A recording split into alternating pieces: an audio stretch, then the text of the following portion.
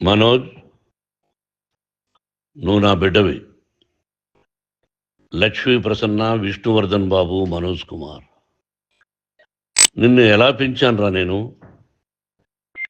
అందరికంటే నిన్నే గారాభంగా పెంచానురా.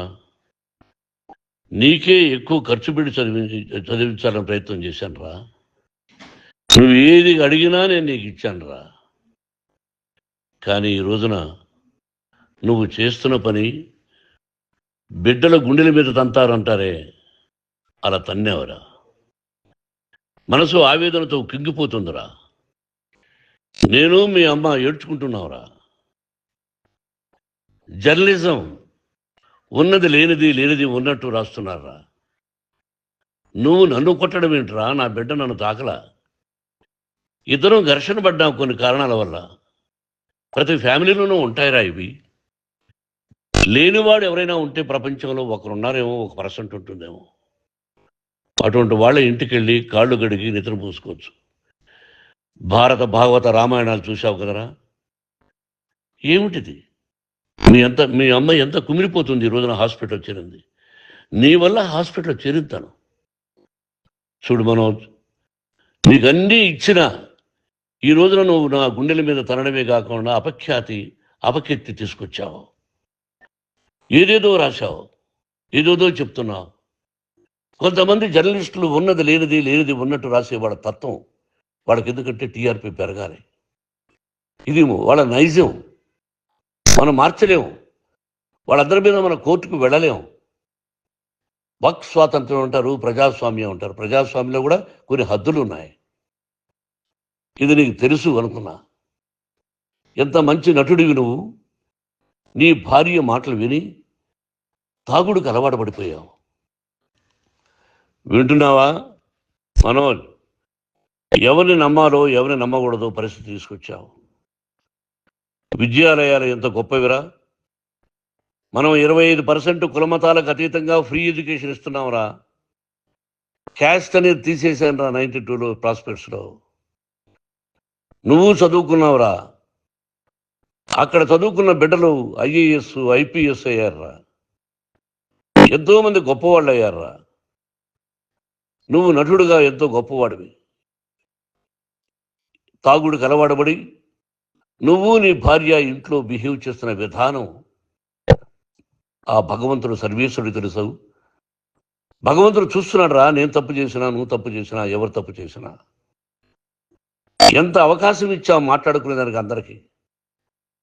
ఇన్ని సంవత్సరాల్లో మన విద్యాలయాల్లో ఒక్క తల్లి కానీ ఒక తండ్రి కానీ ఏమైనా చెప్పారా? ఆ బిడ్డలు మన బిడ్డలు రా. మీరెంతో నాకు అక్కడ ఉన్నవాడు కూడా నా కూతుర్లు, నా కుమారులు. ఎంతమందికి ఫ్రీ ఎడ్యుకేషన్ ఇస్తున్నావు. వాళ్ళ దగ్గర ఏది ఆశించలా. నువ్వు ఎందుకు ఇలా తయారైపోయావు? ఎందుకు ఇంట్లో ఉండే పని వాళ్ళందరినీ కొడుతున్నావు? పనివాడు వాడు పని చేసుకోవడానికి మన ఇంటికి వచ్చాడు రా. ఆ పనివాడిని కొట్టడం చాలా మహాపాపంరా.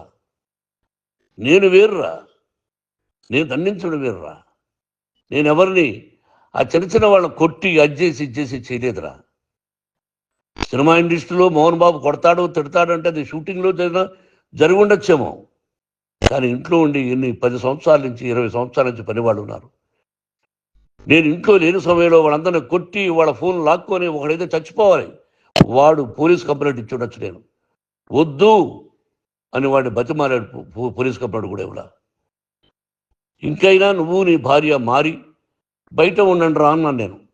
లేదు డాడీ, తప్పు చేయలేని ఒకసారి వచ్చావు, మళ్ళీ తప్పు చేశావు, మళ్ళీ వెళ్ళావు, మళ్ళీ ఈసారి తప్పు చేయనన్నావు. ఏమండి వీడు తప్పు చేయడం అని మీ అమ్మ చెప్పింది. ఇంట్లో పెట్టుకున్నా. మళ్ళీ నువ్వు చేస్తున్నది, ప్రతిరోజు నువ్వు తాగుతున్న విధానం నీకే తెలుసు. ఇది ప్రజలు నమ్ముతారా లేదా అనవసరం నాకు. నేను నీకు చెప్తున్నా, ఇంతటితో పులి స్టాప్ పెట్టాలి. 3 రోజుల నుంచి రకరకాలుగా రాస్తున్నప్పుడు నా మనసు ఆవేదనతో ఉంది. మళ్ళీ చెప్తున్నా, Mohan Babu university is greater than temples. Greater than temples. బిడ్డలను కాలేజీలో చేర్చుకునే ముందు చెప్తారు, అన్నయ్య ఎంత ఉంది యూనివర్సిటీ రూల్స్, ఇది మా పద్ధతి, మీకు ఇష్టమైతే చేర్చండి. గవర్నమెంట్ బిడ్డల్ని గవర్నమెంట్ ఏమిస్తుందో ఇంత పర్సంటేజీ వాళ్ళకు కూడా మీ దగ్గర ఎందుకు డబ్బు తీసుకుంటున్నాం అంటే దానికి అర్థం పరమార్థం చెప్పాము. దొంగతనంగా తీసుకోలేదు, ప్రతి దానికి చెక్కులు ఉన్నాయి, అది అకౌంట్ ఉంది. దానిలో తప్పులు జరిగితే డిపార్ట్మెంట్ ఉంది. కాలేజీలో ఇంకేమైనా తప్పు జరిగితే గవర్నమెంట్ ఉంది. ఇవన్నీ నీకు తెలుసు. ఈ రోజున ప్రపంచంలోనే నెంబర్ 1గా చేయాలని మీ అన్న కష్టపడి ఇతర దేశాల్లో నెంబర్ 1 యూనివర్సిటీ టైఅప్ చేశాడు.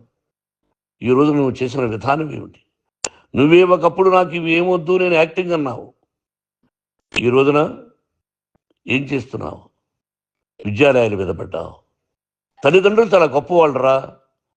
కొంతమందికి డబ్బు కట్టలేకపోవచ్చు, కట్టని వాళ్ళకు కొంత సహాయం చేసాం. అంతా సహాయం చేయలేము. బ్యాంకుల్లో డబ్బు కట్టాలి, లెక్చరర్స్కి డబ్బులు ఇవ్వాలి, యూనివర్సిటీ బ్రహ్మాండంగా నడపాలంటే మంచి లెక్చరర్స్ కావాలి. ఇవన్నీ తెలిసి చేస్తున్నావురా 32-33 సంవత్సరాల నుంచి. అది పక్కన పెడితే అందరినీ కొట్టడానికి వస్తావు. మీ అన్నం తిడతావు. ఒక వ్యక్తి వినయ్ గారని ఆయన వ్యక్తి హెల్ప్ చేయడానికి వస్తే ఆ వినయ్ ఎవరు లజ్జాగుడికి చంపేస్తాను వాడు అన్నావు. ఇవన్నీ ఎంత తప్పురా? అంటే మీ నాన్నగారికి ఎవరు సహాయం చేయడానికి వస్తే వాళ్ళందరినీ లజ్జా కొడుకులు అంటావు, చంపేస్తానంటావు. మీ అన్నను చంపేస్తానన్నావు. చంపరా చూద్దాం మీ అన్న. నేనే అన్నా. తాకరా నీ ధైర్యం ఉంటే అన్నా. ఎంతమందిని చంపాలనుకుంటున్నావు? ఎంతమందిని చేయాలనుకుంటున్నావు? నువ్వు ఏం సాధించాలనుకుంటున్నావు? ఆలోచించుకో. ఈ ఇంట్లోకి అడుగు పెట్టడానికి నీకు అధికారం లేదు. ఇది నా కష్టార్జితం. మా నాన్నగారు 10 రూపాయలు 10 పైసలు కూడా ఇవ్వలేదురా. మంచి జన్మనిచ్చాడు మా నాన్నగారు. మద్రాసుకు వెళ్ళి వీధుల్లో అడుగు తిన్నాను రా. ఒక పూట కూడా భోజనం లేకుండా అడుగు తిన్నాను రా. న్యాయంగా మోహన్ బాబు తిడతాడు కొడతాడంటారు కానీ మోసగడనం లేదురా. నీట్ పార్లమెంటేరియన్గా బయట వచ్చాను రా. నువ్వు నా పరువు ప్రఖ్యాతులు మంట కలిపావు. ఏమిటి నేను చేసిన అన్యాయం? నీకు జన్మనిచ్చాను, అదా నేను చేసిన పాపం. అందుకే ఇది నా ఇల్లు అన్నావు. నువ్వు నీ ఇల్లు కాదు. నీ కష్టార్జితంతో నువ్వు సంపాదించుకున్న ఇల్లు నీది. ఇది నా డబ్బు, నా కష్టార్జితం. నా కష్టార్జితంలో నేను పిలిస్తేనే మీరు ఇంట్లోకి రావాలి. అటువంటిది పోగొట్టుకున్నావు నువ్వు. ఆస్తులు అంటావా? ముగ్గురికి సమానంగా రాయాలా లేదా అది నా ఇష్టం. ఆస్తులు ఇస్తానా, లేకపోతే గంగపాలు చేస్తానా, లేకపోతే ఎవరికైనా దానధర్మాలు చేస్తానా, అది నాకు సంబంధించిందిరా. నా కష్టార్జితం రా. మీరు చేస్తున్న విధానం గుణగణాలు కావాలరా. మందు తాగచ్చురా.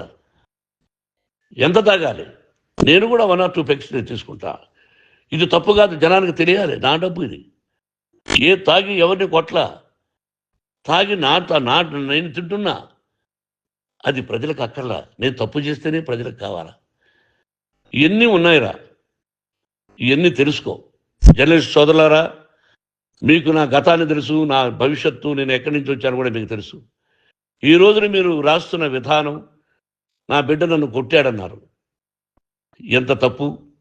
ఈ రోజున నా బిడ్డ మీద కోపంతో అవును చెప్పచ్చు. కాదు, వాడు నా మీద చెయ్యెత్తలేదు. నేను ఘర్షణ పడ్డాం. ఘర్షణ వేరు, కొట్టుకోవడం వేరు. గాయాలతో హాస్పిటల్కి వచ్చి కుంటుకుంటుగా నడిచాడు. మళ్ళీ ఏమని పోలీస్ స్టేషన్కి వెళ్ళి చెప్పాడు. ఎవరో 2 ఉన్నారు, వాళ్ళిద్దరూ నా మీద దాడి చేశారన్నాడు.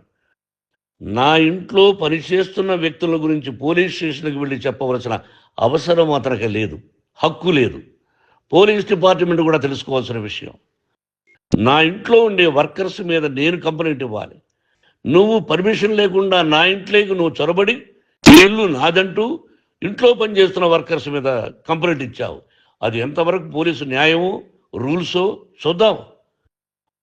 పోలీస్ డిపార్ట్మెంట్ ఇంటికి వచ్చింది. వాళ్ళకి రాశాను ఉత్తరం, అయ్యా నేను సీనియర్ సిటిజన్ని, నాకు రక్షణ లేకుండా ఉంది, నా బిడ్డ వల్ల నా ఇంట్లో ఇచ్చి నా బిడ్డను పంపించేసి ఇది నా ఇల్లని. వాళ్ళు నాకు సమాధానం ఇవ్వలేదు. ఇవ్వకపోగా ఎవరిని పట్టించుకోలేదు. ఇప్పుడు పోలీసు వాళ్ళు వచ్చి ఏమండి రూల్స్ ప్రకారం నా బిడ్డ ఇంటికి రాకూడదంటే మాకు హయ్యర్ అథారిటీ వాళ్ళు ఫోన్ చేశారు, మీరు ఎవరిని స్టాప్ చేయొద్దండి, బయట నుంచి ఎవరైనా వస్తే వాళ్ళని స్టాప్ చేయండి అన్నారు. 2 రోజుల నుంచి 10 మంది 20 మంది వస్తున్నారు. వాళ్ళు అలా చూస్తూ నిలబడ్డారు. వాళ్ళు ఫోటోలు తీసుకున్నారు, వాళ్ళ మీద మళ్ళీ వదిలేస్తున్నారు. ఎవరిని నిందించాలి? But I give respect to the police department. వాళ్ళకి ఏ అధికారి ఫోన్ చేశాడో, ఆ అధికారికి ఏ పొలిటీషియన్ చేశాడో అది వాళ్ళకే వదిలేస్తున్నా. కాబట్టి వాళ్ళు పోలీస్ కంప్లైంట్ ఇచ్చినా కూడా మేము సంబంధం లేదని అంటున్నారు కాబట్టి నేను నా బిడ్డను నిన్ను నాపు చేస్తున్నా. నువ్వు ఇంట్లోకి వచ్చే అధికారం నీకు లేదు. నువ్వు వచ్చి నీ బిడ్డను తీసుకెళ్ళు. సంతోషం. నువ్వు రాలేదు, నీ బిడ్డను జాగ్రత్తగానే చూసుకుంటావు. Take care yourself daughter, that's all. మీ అమ్మ హాస్పిటల్లో అడ్మిట్ అయింది. రేపో ఎల్లుండో మీ అమ్మను పిలిపించి బాగైన తర్వాత ఇదిగో నువ్వు నీ కొడుకు బిడ్డను తీసుకెళ్ళి వాడికి అప్పచెప్పని చెప్తాను పోలీసు వాళ్ళ ఆధ్వర్యంలో. ఇది 100% జర్నలిస్టు సోదరులారా, పులి స్టాప్ పెట్టండి. మీకు కుటుంబాలు ఉన్నాయి, మీ యజమానులకు కుటుంబాలు ఉన్నాయి. మీ కుటుంబాల విషయాలు, మీ యజమానుల కుటుంబాల విషయాలు మేము ఎవరు జోక్యం చేసుకోవాలా. మేము నటీనటులం. మాది తప్పుంటే నటుడుగా నన్ను ఫెయిల్యూర్ అని రాయండి, నా నటన బాగలేకపోతే రాయండి. బట్ ఇంటి లోపల సందులో నుంచి చూస్తూ తప్పు చేస్తున్నామని ఉన్నది లేనిది ఉన్నట్టు రాయకండి. మీకు నా హృదయపూర్వక నమస్కారాలు. ఇన్ని రోజులు హృదయపూర్వకంగా ఎంకరేజ్మెంట్ చేశారు. ఆ ఎంకరేజ్మెంట్కు నమస్కారం చేసుకుంటూ I love you all. I love you police department. మీరు న్యాయంగా ధర్మంగా నడుచుకోండి, ఎవరికి తొత్తుల్లాగా ఉండొద్దండి అని మనవి చేసుకుంటూ నేను సెలవు తీసుకుంటాను.